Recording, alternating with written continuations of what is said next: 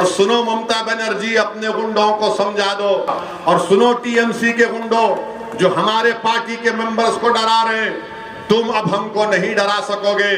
ममता बनर्जी कहती है कि मैं शेरनी हूं, तो सुनो ममता बनर्जी, असदुद्दीन का नाम दीन का शेर है, मेरा नाम भी शेर का है। शेर शेरनी का खेल अगर खेलना है तुम तैयार हैं।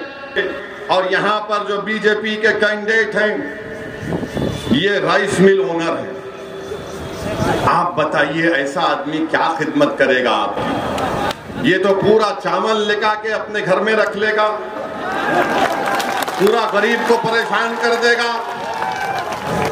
मोदी जी के बाजू एक आदमी खड़ा हुआ है, सर पे टोपी है, देखा फोटो आपने? मोदी जी खड़े हैं, सर पे एक टोपी है और उनको कान में कुछ बोल रहा है, देखा ना फोटो आपने? तो मीडिया के लोग हमसे पूछे क्या बोला होगा वो, तो हम बोले तुम सुनोगे? तो बोले बोलो। मेरे को नहीं मालूम कि वो क्या है, कौन है, मैं तो, आप जानते, मैं तो नहीं जानता। बोले क्या बोला होगा? तो उसने कान में कहा, मोदी जी मैं बांग्लादेशी नहीं हूं। किसी ने पूछा और क्या कहा होगा? तो उसने कहा, मोदी जी हम कागज नहीं दिखाएंगे एनआरसी एनपीआर के लिए। फिर किसी ने पूछा और क्या कहा होगा उस लड़के ने मोदी जी को? तो उसने कहा, मोदी जी हम ट्रिपल तलाक के कानून को नहीं मानते। फिर किसी ने पूछा और क्या कहा? तो उस शख्स ने कहा हो सकता है कि मोदी जी मेरी तरह की टोपी कब पहनेंगे आप?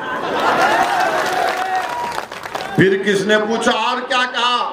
तो उसने कहा, मोदी जी मैं तो सर पे टोपी पहना हूं, कम से कम आप तो देश की जनता पर टोपी मत पहनाओ, बहुत पहना चुके हैं।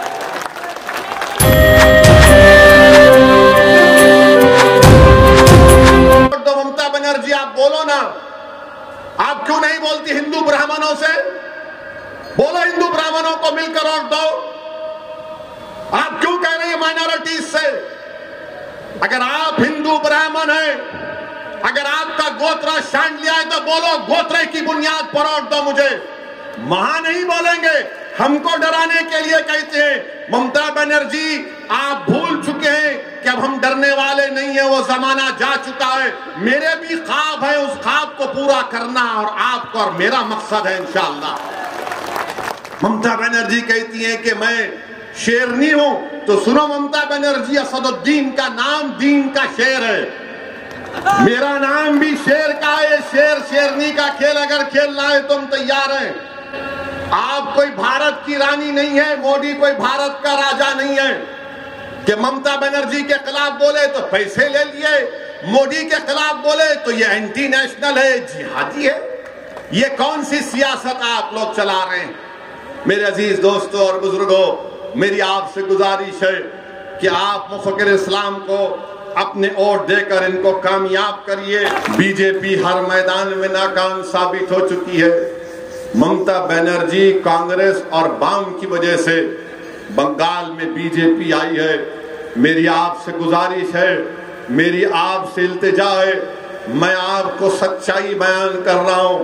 ये रात बड़ी लंबी रहने वाली है, ये रात बड़ी लंबी रहने वाली है। इसलिए जरूरी है कि इस अंधेरी और तूफानी रात में आपको एक रोशनी की जरूरत है, और वो रोशनी मजलिस इत्तेहादुल मुस्लिमीन आपके रूप में है। आप इसको जमात को मजबूत करिए। बिहार में अख्तरुल ईमान साहब हैं, हमने वहां पर 5 एमएलए हमारे जीत कर आए। वो सीमांचल की सरजमीन जो भारत की सबसे पसमानदा सरजमीन है, वहां पर अख्तरुल ईमान की क़ियादत में 5 एमएलए जीत कर आए। और जब ये 5 जीते तो लोग बोल रहे थे 5 जीते क्या करेंगे? बिहार में तो 280 है ना अख्तर भाई एमएलए, 280 के करीब हैं, मगर 5 जब जीते तो नीतीश कुमार की नाक में दम करके रख दिए। नीतीश कुमार मजलिस के मेले को देखते ही परेशान हो जाता है। इसी तरह अगर मुफक्किर इस्लाम यहां से कामयाब होगा तो जब वो बंगाल की असेंबली में जाएगा तो इतिहार की जनता की आवाज बनेगा, गरीब मजलूमों की आवाज बनेगा, दलित, मुसलमान और आदिवासी तमाम गरीबों की आवाज बनकर उनके हक के लिए, उनके इंसाफ के लिए लड़ेगा। मजलिस इत्तेहादुल मुस्लिमीन आपके साथ है मेरे अजीज दोस्तों और बुजुर्गों। एक और बात मैं आपको बताना चाहता हूं कि एक मजदूर हमारा भाई हैदराबाद में, उसका इंतकाल हो गया था, जिसका नाम अमीन शेख था, 24 साल का।